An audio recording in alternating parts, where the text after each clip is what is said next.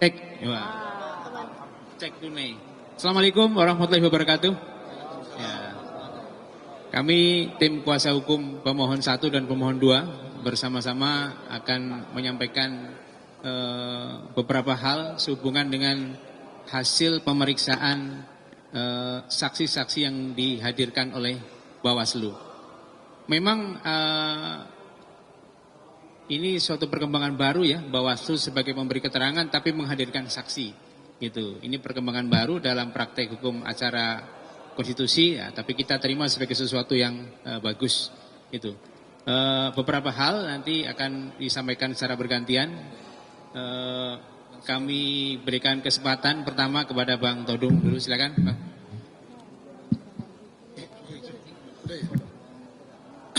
Oke, kawan-kawan sekalian.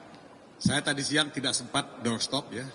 Jadi mungkin saya akan mulai lebih dulu dengan apa yang terjadi pada sidang sebelum break ya, siang tadi. Ya. Nah, saudara-saudara, pada sidang pagi tadi kita mendengarkan ahli dan saksi dari pihak KPU yang fokusnya hanya pada persoalan Sirekap yang kontroversial itu. Ya. Nah, kita sangat ya, bingung melihat begitu banyak persoalan yang dihadapi dan begitu banyak ya perbedaan-perbedaan tafsir dan cara pandang dalam melihat Sirekap. Kita tahu bahwa pemeriksaan itu dilakukan secara berjenjang. Tapi Sirekap yang juga tampil dan ditampilkan oleh KPU itu telah membius publik, membius opini bahwa tidak ada yang salah dengan Sirekap, bahwa perolehan suara itu adalah seperti yang kita lihat pada pengumuman yang mereka buat. Padahal kami mendengarai banyak sekali masalah dengan Sirekap ini dan banyak sekali persoalan dengan penggelembungan suara. Banyak sekali persoalan dengan kecurigaan kita terhadap fraud yang terjadi pada penghitungan suara. Nah, inilah yang kita lihat. Nah, dari saksi dan ahli yang tampil, bukan saja tadi pagi, tapi kemarin ketika kami menghadirkan saksi dan ahli, juga ketika teman-teman paslon 1 menghadirkan saksi dan ahli, kita melihat bahwa banyak sekali persoalan yang perlu kita pertanyakan. Salah satu yang kami kemukakan tadi adalah ketika bicara mengenai integritas, ya, integritas penghitungan suara, ya, adalah soal tidak adanya ya, beberapa fitur yang penting dan harus ada pada setiap proses Sirekap itu sendiri. Tadi disebutkan satu misalnya mengenai tidak adanya fitur validasi. Nah, bagaimana ini kita bisa persoalkan ya kalau kita tidak punya fitur validasi. Kedua, fitur edit ya. Nah, ini juga satu hal yang buat kami ya sangat kami pertanyakan gitu. Ya. Nah, ketiga, persoalan metadata. Kemarin ahli kami dan saksi kami mengatakan bahwa tidak ada metadata. Nah, pada hari ini saksi dari pihak KPU ya, menyatakan ada metadata itu. Nah, ini perbedaan tafsir semacam ini, perbedaan penjelasan semacam ini, perbedaan testimoni semacam ini membingungkan kita dan membuat kita wajar untuk meminta KPU ya, melakukan audit ya, forensik, audit digital forensik terhadap Sirekap ini. Ya. Nah, kami malah mengusulkan kepada majelis hakim untuk mengkonfrontir saksi dan ahli yang kami hadirkan, saksi dan ahli yang dihadirkan oleh paslon 01, ya pemohon 1, dan saksi dan ahli yang dihadirkan oleh pihak KPU. Hanya dengan konfrontasi ini kita bisa mendapatkan gambar yang lebih jelas mengenai kontroversi Sirekap yang betul-betul membingungkan dan menimbulkan banyak sekali kecurigaan terhadap KPU. Nah, itu mengenai hal KPU tersebut. Dan kedua, saya ingin katakan ya bahwa Sirekap ini kan mahal sekali. Saya tidak tahu biayanya berapa. Gitu. Teman-teman dari ITB punya kewajiban moral untuk tampil menjelaskan mengenai hal ini. Teman-teman ITB tidak boleh lepas tangan dalam soal sirekap ini. Ya. Jadi menurut saya sebagai akademisi yang ikut sebagai vendor dalam persoalan sirekap ini, mutlak mereka mesti tampil ke depan, ya, karena uangnya bukan uang kecil gitu. Ini bukan uang ya untuk proyek sederhana. Ini proyek yang besar yang menyangkut ya integritas pemilihan umum itu sendiri. Nah kalau siang ini kita mendengar dari pihak Bawaslu, tadi sudah disebutkan bahwa baru pertama kali ada saksi yang dihadirkan dari Bawaslu. Bawaslu ini kan pemberi keterangan. Saya hanya ingin menambahkan satu hal saja, bahwa sebetulnya ya, Bawaslu yang punya peran sangat strategis itu memang tidak willing. Ya. Tidak willing dan mungkin juga tidak mau melakukan pengawasan dengan efektif. Ini dari semua data-data dan laporan yang kita terima.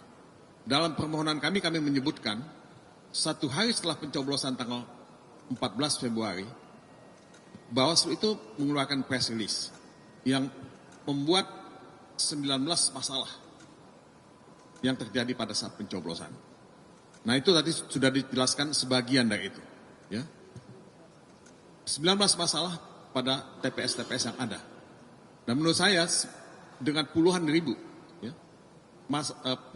bukan persoalan pada pencoblosan itu, sudah sewajarnya kita bisa dan punya alasan untuk melakukan pemungutan suara ulang. Itu angka bukan kecil gitu, bukan 1.000, bukan 2.000, puluhan ribu angka. Berbagai masalah yang diumumkan sendiri oleh Bawaslu. Bawaslu seolah-olah menganggap itu persoalan sepele. Itu bukan persoalan sepele. Ini menyangkut kedaulatan rakyat kita. Satu suara pun ya, itu harus dihargai. Tidak boleh kita menganggap 1 suara atau 1.000 suara atau 1 juta suara itu tidak penting. Indonesia, negara yang kita cintai ini, ya, hidup karena rakyat mendukung ya, dan menopang ya, Republik ini. Kedaulatan itu ada pada rakyat. Nah, Bawaslu kalau dia tidak bisa fungsional dan tidak bisa efektif, menurut saya Bawaslu perlu kita tinjau ulang keberadaannya. Ya. Saya mengatakan ini karena kami kecewa dengan Bawaslu dalam banyak hal. Saya kira kita semua punya pengalaman laporan kita tidak ditindaklanjuti oleh Bawaslu.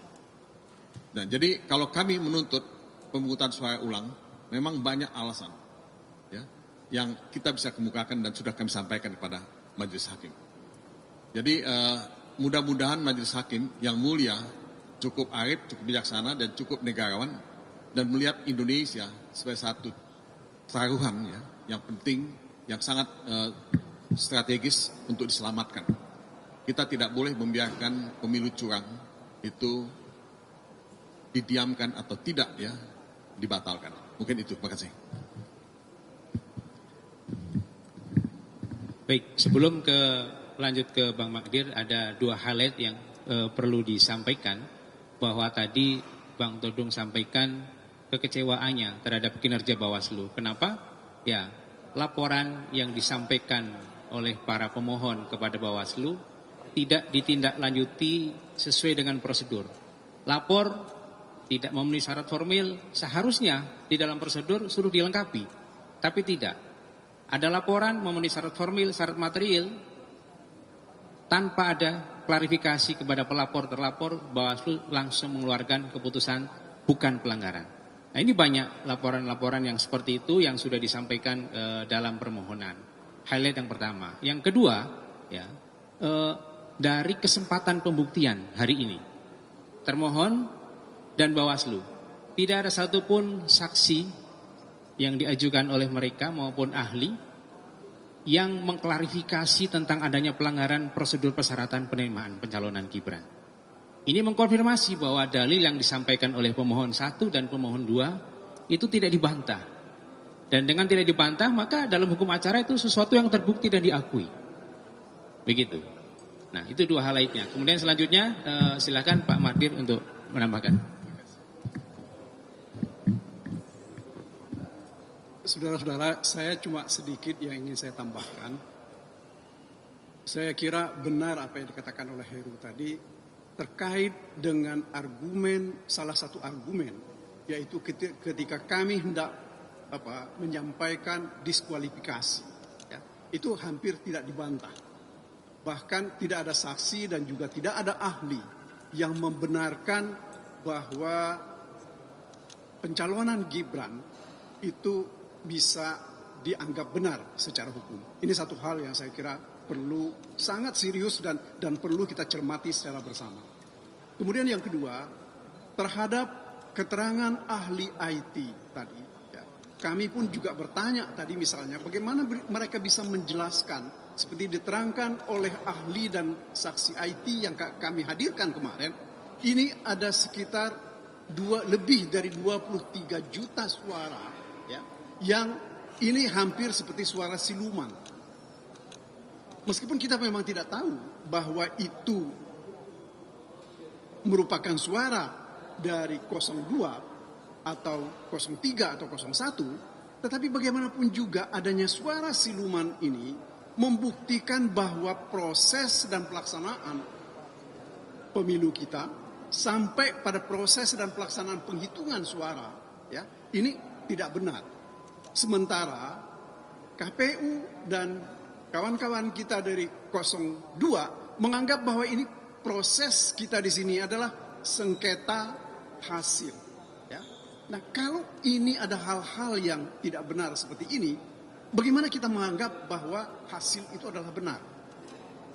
Yang ketiga yang saya ingin sedikit tambahkan, saya dalam satu pertemuan dengan Bawaslu beberapa waktu yang lalu, saya sampaikan apa sikap Bawaslu terhadap kampanye yang dilakukan oleh Presiden Joko Widodo, ya, ketika beliau bicara tentang kampanye untuk PSI, ya, tadi pun tidak ada jawaban.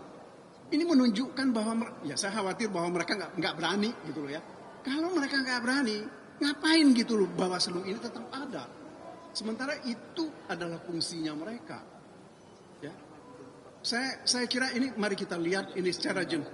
Tidak cukup himbauan atau teguran itu tidak cukup. Sebab ya kita tidak tahu apakah memang ada pengaruh, ya, terhadap kampanye Presiden Jokowi tentang PSI. Saya tidak tahu. Saya kira kita belum pernah mendengar hasil penelitian seberapa signifikan hasilnya itu. Tetapi bagaimanapun juga ini adalah satu cacat yang dipelihara oleh aparat kita. Saya kira ini yang harus menjadi hal yang harus kita cermati secara bersama. Saya kira terima kasih dari saya. Assalamualaikum warahmatullahi wabarakatuh.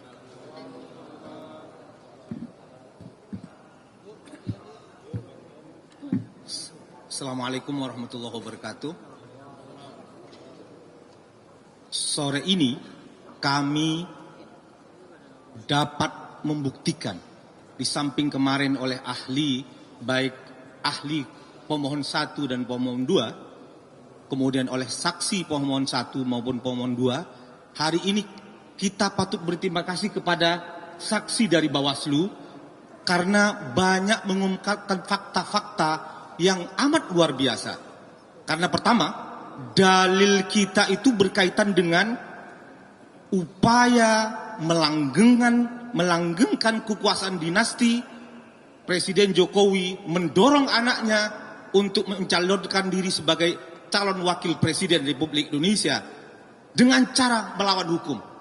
Karena terbukti tadi sudah disampaikan oleh Mas Heru, baik KPU termohon maupun Bawaslu tidak ada satupun saksi maupun ahli membantah bahwa pencalonan Gibran itu adalah sah secara prosedural. Sehingga karena tidak sah secara prosedural, maka menurut pemohon bertentangan dengan prinsip-prinsip keadilan substantif, yaitu kepastian hukum yang adil sebagaimana diatur pasal 28D ayat 1 Undang-Undang Dasar 45. Kawan-kawan, rekan-rekan wartawan sekalian, bahwa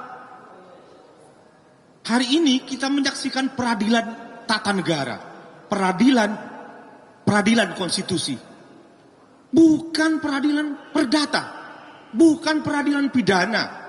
Sehingga pembuktiannya itu tidak mungkin kita membuktikan seluruh Indonesia apa yang terjadi sesungguhnya terjadi. Tapi kami dengan amat sangat meyakinkan tanpa keraguan sedikit pun, beyond reasonable doubt, bahwa kami mampu membuktikan bahwa telah sungguh-sungguh terjadi pelanggaran serius terhadap konstitusi, yaitu terutama prinsip-prinsip langsung, umum, bebas, rahasia, jujur dan adil sebagaimana diatur pasal 22 ayat 1 Undang-Undang Dasar 45, bahwa telah terbukti Presiden Jokowi untuk memenangkan anaknya mobilisasi struktur kekuasaan dari presiden, menteri, gubernur, wali kota, PJ wali kota, PJ gubernur, bupati, PJ bupati, sampai aparatur desa, terbukti tadi semuanya ada pola kecurangan yang sama. Ya. Jadi kita membuktikan bola kecurangan pemenangan 02 dari mobilisasi struktur kekuasaan. Tidak cukup itu saja. Di samping mobilisasi dari presiden mobilisasi menteri, mobilisasi gubernur, PJ gubernur, bupati, PJ bupati, PJ wali kota sampai aparatur desa juga adalah mempolitisasi bansos secara masif. Inilah kemenangan 03. Inilah sumber kenapa 03 mendapatkan 02 mendapatkan 5,8%. Terlalu semangat. Ya, terlalu semangat. Ya, 58%. Itulah kemenangan utama. Jadi, kita mampu membuktikan bahwa hasil pemilu 2004 ini diperoleh dengan cara-cara yang sungguh melanggar konstitusi. Ya. Terima.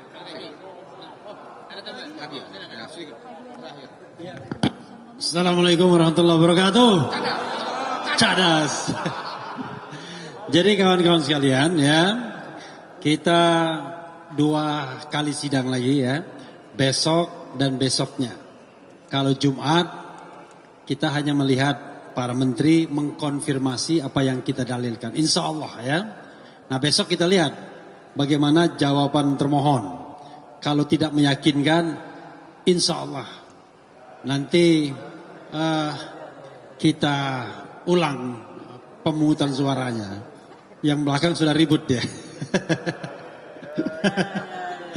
Dan yang harus kita pahami ya, dalil kita itu mengenai pelanggaran terhadap konstitusi, prinsip-prinsip konstitusi, dan ada 3 hal yang menonjol.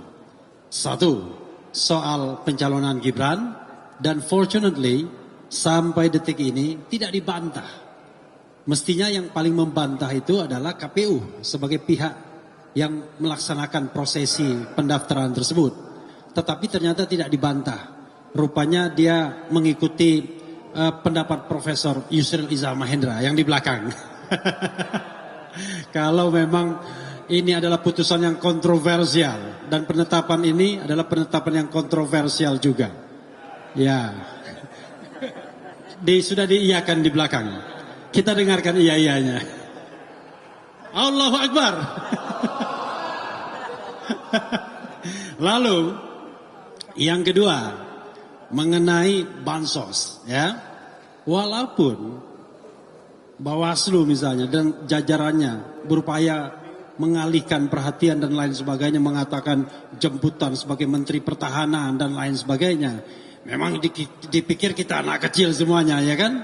Kita pahamlah yang seperti itu. Bagaimana struktur kekuasaan itu bergerak. Dan itu sejak Oktober ketika Gibran dicalonkan masif. Makanya kemudian kenaikan elektabilitasnya luar biasa. Yang saya katakan memerlukan input yang luar biasa untuk menaikkan elektabilitas yang luar biasa juga. Jadi tidak proven kalau mengatakan karena Prabowo ikut berapa kali lalu kemudian dia memiliki elektabilitas tinggi. Kalau enggak dia dari awal sudah 90% mestinya. Tapi faktanya sampai Oktober cuma 38% menurut survei EF Saifullah Fatah. Dan kemudian naik terus sampai 58 ketika bansonisasi dan penetapan Gibran dilakukan. Termasuk cawe-cawe Presiden Jokowi. Dan itu kita sebenarnya tidak perlu kita buktikan bahwa kejadian itu ada atau tidak. Karena kejadian itu di seluruh Indonesia. Makanya kemudian nanti Jumat itu akan dikonfirmasi dari mana sumber uangnya, apakah legal atau tidak. Kemudian bagaimana governance pendistribusiannya, apakah memang sesuai dengan tupoksi kementerian lembaga atau tidak. Ya, termasuk data penerima manfaat, apakah betul-betul dengan tujuan mengentaskan kemiskinan atau tidak. Atau mengatasi hal-hal yang luar biasa, ataukah karena memang untuk tujuan elektoral. Itu akan terlihat dengan mudah sesungguhnya. Cukup buka sedikit hati nurani, maka akan terbuka semuanya. Nah, yang ketiga mengenai Sirekap. Saya katakan pagi tadi ada paradoks luar biasa soal Sirekap. Saya kok matanya ke bawah terus ya, padahal kameranya di situ. Jadi Sirekap itu paradoksnya luar biasa. Kenapa paradoksnya luar biasa? Ahli dan saksi kita sudah membuktikan bahwa terjadi kerusakan luar biasa dalam sistem Sirekap. Ada perubahan angka sampai 400 ribuan kali. Yang diakui KPU saja sampai tanggal 27 Februari itu ada 154.541. Tetapi, dan itu sebenarnya tidak dibantah juga oleh ahli dan saksi dari pihak KPU tadi. Dan ini makin menunjukkan bahwa Sirekap bermasalah, dan dalil kami yang mengatakan bahwa Sirekap memandu atau menjadi panduan kecurangan, inilah yang sesungguhnya terjadi. Sirekap menetapkan angka, lalu kemudian manual mengikuti, dan tidak ada kekuatan manapun ketika kita harus melawan negara dalam hal bagaimana manual bekerja untuk menentukan angka-angka tertentu. Nah, itulah keyakinan kami. Insya Allah mudah-mudahan ini dikabulkan oleh Mahkamah Konstitusi. Wassalamualaikum warahmatullahi wabarakatuh. Ya, mudah-mudahan tidak ada pertanyaan lagi ya. Cukup ya? Ada.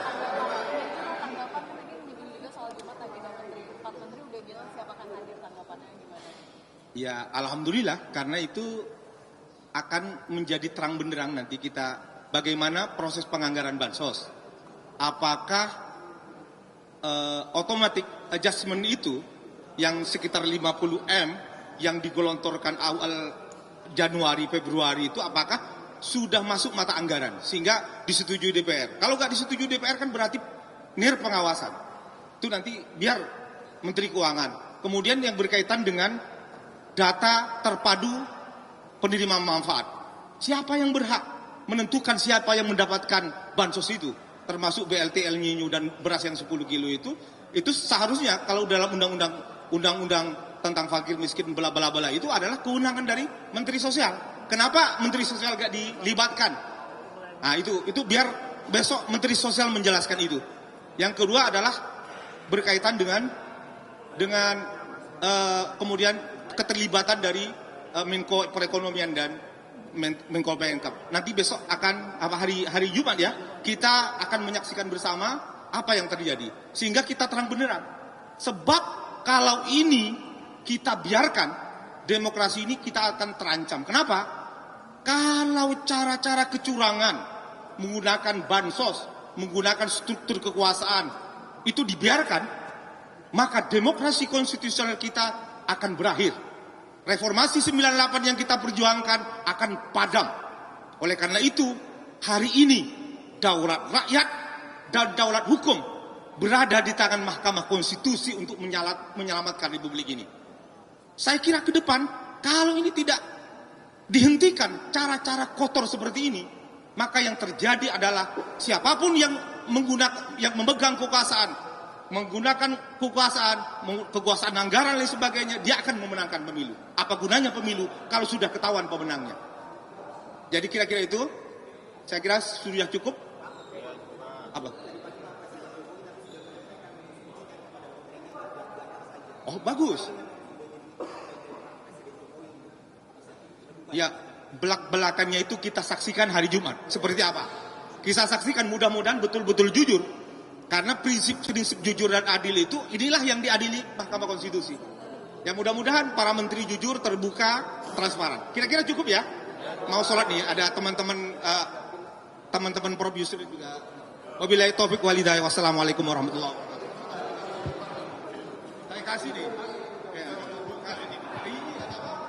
Kan tadi siang udah duluan. Lama kali kau. Assalamualaikum warahmatullahi wabarakatuh. Teman-teman wartawan yang baik hati. Hari ini kita sudah menyaksikan saksi-saksi dari KPU dan Bawaslu, termasuk ahli. Mereka sudah menerangkan hal-hal yang mereka ketahui. Mereka lihat, mereka dengar, mereka alami, dan mereka laksanakan.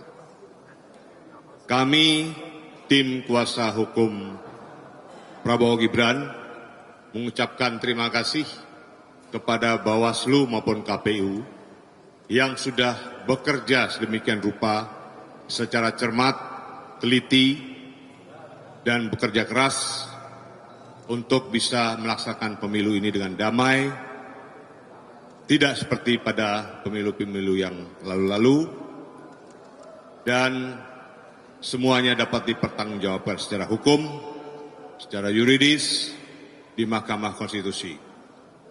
Adapun dalil-dalil permohonan paslon 1 dan paslon 3 yang telah disampaikan kepada Mahkamah Konstitusi, kepada Majelis Hakim yang mengadili, hari ini semuanya terbantahkan dan terpatahkan oleh kesaksian saksi-saksi dari Bawaslu maupun dari KPU serta ahli-ahli yang mereka hadirkan. Jadi segala narasi-narasi dari permohonan 01 maupun permohonan 03 yang seolah-olah wah, seolah-olah heboh, ternyata setelah diklarifikasi oleh saksi-saksi dan ahli dari KPU maupun dari Bawaslu, semuanya sama sekali hanya bagaikan tong kosong nyaring bunyinya. Saya kira itu dari saya. Ada tambahan dari Ketua Tim kami, Prof. Yusril, silakan. Baik, terima kasih.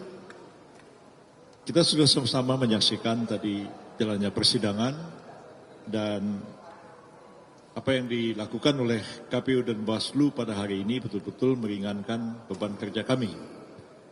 Oleh karena segala narasi, segala orasi bahkan yang disampaikan oleh pemohon 1 dan pemohon 2 yang begitu dahsyat bunyinya, tapi di pengadilan ternyata mereka tidak mampu untuk membuktikannya. Ini adalah badan pengadilan, dan di pengadilan ini adalah satu tempat ya yang semua orang diberikan kesempatan yang seluas-luasnya untuk membuktikan apa yang dia ucapkan, apa yang dia narasikan, bahkan apa yang dia tuduhkan. Ngomong apa, silakan, tapi Anda buktikan di sini. Kelihatannya memang narasinya dahsyat, tapi miskin sekali pembuktian. Hari ini KPU dan Bawaslu menghadirkan ahli dan saksi, dan itu betul-betul meringankan pekerjaan kami, oleh karena semua bukti-bukti yang diajukan oleh pemohon 1 dan pemohon 2 dibantah oleh saksi-saksi dan ahli dari KPU dan Bawaslu. Besok giliran kami yang akan menghadirkan ahli, kami akan menghadirkan 8 ahli, 6 saksi ke persidangan besok, dan sekali lagi akan membantah, akan menolak seluruh bukti-bukti dan argumen yang diajukan oleh pemohon 1 dan pemohon 2. Kami optimis bahwa persidangan ini berjalan baik, dan insya Allah akan memenangkan kami sebagai kuasa hukum dari paslon nomor urut 2 dan pihak terkait dalam persidangan ini, dan dari berbagai perkembangan yang terjadi sekarang semakin menguatkan keyakinan kami bahwa kami sebenarnya berada pada posisi yang kuat dari segi argumentasi hukum maupun dari segi bukti-bukti yang dihadirkan di persidangan ini. Kami malah lebih senang lagi karena pihak pemohon 1, pemohon 2 menyarankan supaya dihadirkan menteri-menteri. Ya, silakan, dan kami sudah mendengar bahwa 4 menteri akan hadir dalam sidang hari Jumat yang akan datang. Dan nanti kita akan lihat apa yang dinarasikan sekarang ini oleh pemohon 1, pemohon 2 justru akan berbalik dengan kehadiran para menteri itu. Dan kita lihat nanti seperti apa Ibu Risma, Menteri Sosial yang selama ini mereka anggap tidak diberi kesempatan apa-apa. Besok kita akan lihat, karena beliau akan hadir dengan Menko, dengan Menteri Keuangan dan Menteri yang lain. Dan kita akan lihat juga bagaimana sikap dari para anggota DPR yang membahas segala hal yang terkait dengan Perlinsos dan yang terkait dengan Bansos ini. Saya kira ini persidangan yang menarik dan mudah-mudahan segala fakta, segala kebenaran terungkap dalam persidangan ini dengan sejelas-jelasnya sehingga rakyat nanti akan menilai siapa yang punya bukti yang kuat, siapa yang asal ngomong saja. Terima kasih. Wassalamualaikum warahmatullahi wabarakatuh. Terima kasih teman-teman semuanya. Perjalanan persidangan kita sudah berjalan lebih daripada separuh jalan. Walaupun harinya masih belum separuh. Tetapi saya tidak menyangka baru separuh jalan saja sudah hampir bisa kita simpulkan akhir daripada perkara ini. Dari awal saya memang melihat bahwa begitu banyaknya kelemahan-kelemahan daripada permohonan yang diajukan mereka, dalil-dalil yang mereka ajukan. Tapi saya beberapa hari ini masih nunggu sebenarnya konfirmasi dari Bawaslu. Apakah betul bukti-bukti yang mereka ajukan ini bisa terbantahkan oleh Bawaslu. Ini terus terang aja kita menantikan dulu hari ini. Ternyata setelah melihat hari ini, saya tidak menyangka begitu mudahnya Bawaslu membantah semua tuduhan-tuduhan kecurangan-kecurangan yang dilakukan oleh paslon 2 ataupun melalui pemerintah dalam kasus ini. Saya melihat pemohon 1 dan 2 mungkin sudah mulai kehilangan akal. Sehingga yang mereka tampilkan ketika memeriksa saksi bukan lagi pertanyaan, tapi sudah mulai narasi-narasi. Mulai dari pagi hari narasi tentang Sirekap adalah alat bantu kecurangan, kemudian tidak jujur dan adil dan sebagainya, bansos dan sebagainya ya. Nah itu kelihatannya sudah habislah. Di akhir tadi persidangan ini sudah boleh dikatakan kita sudah bisa simpulkanlah bahwa tidak ada lagi dalil-dalil mereka bisa tampilkan karena memang tidak ada lagi kesempatan. Nah justru kami punya kesempatan besok. Seperti Pak Yusril bilang, kita punya 8 saksi, ada 6 ahli, yang 8 ahli 6 saksi, ya 8 ahli 6 saksi, dan itu akan kita tampilkan ke ahli-ahli ini untuk bisa memberikan dukungan dari setiap dalil yang kami ajukan di dalam permohonan kami. Demikian juga saksi-saksi kami gunakan untuk membuktikan semua dalil-dalil yang kesampaikan. Jadi tidak akan ada saksi maupun ahli yang bercerita di awang-awang. Semuanya ahli bercerita tentang kami dalilkan A, ada saksinya menyatakan dalil A itu. Kami dalilkan B, ada ahli yang bisa mencerahkan B itu. Demikian juga saksi-saksi itu. Jadi Anda nanti besok itu kalau mengikutinya akan terlihat nih, mulai dari kompetensi absolut sampai kemudian relatif, sampai kemudian pokok perkara itu akan terlihat dari urutan-urutan ahli dan saksi-saksi yang kami ajukan. Jadi saya yakin dan percaya bahwa sudah setengah jalan ini kami yakini sudah boleh dikatakan belum bertanding kita sebenarnya sudah menang ini, belum ya 90% ya. Kita bukan mau jumawa ya, bukan mau jumawa, tapi kan kita punya as a lawyer kan kita bisa selain insting, intuisi tapi juga logika dan juga dalil yang berdasarkan bukti-bukti yang ada. Jadi mudah-mudahan nantinya pemilu ini akan berakhir dengan cepat, akan bisa diakhiri terpilihannya Pak Prabowo ini bisa. Kalau sekarang kan boleh ada yang bilang dia masih presiden elect, dan ada yang mengatakan dia presiden elect dalam sengketa. Tapi nanti mungkin sebelum tanggal 24 dia tidak lagi hanya presiden elect dalam sengketa, tapi dia presiden elect yang betul-betul akan dilantik tanggal 20 Oktober 2024. Itu yang ingin sampaikan ya. Sukses selalu semuanya buat bangsa Indonesia. Ada lagi? Cukup ya.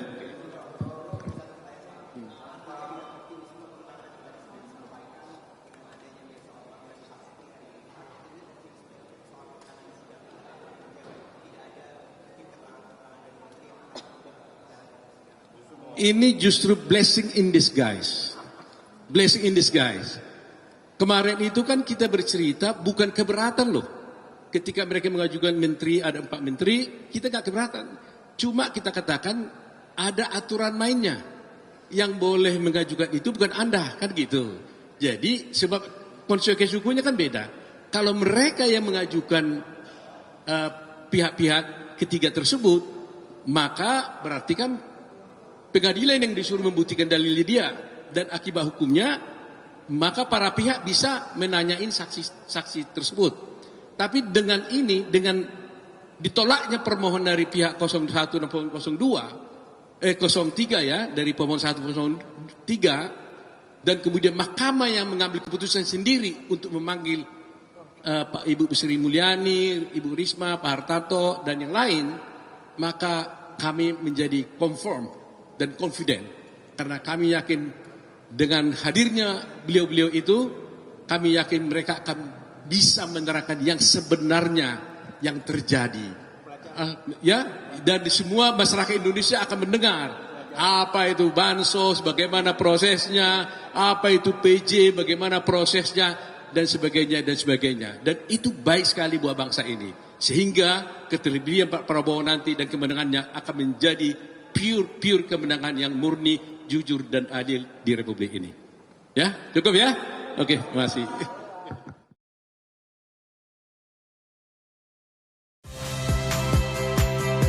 Saya, My Sister Tarigan. Saksikan program-program Kompas TV melalui siaran digital, pay TV, dan media streaming lainnya. Kompas TV, independen, terpercaya.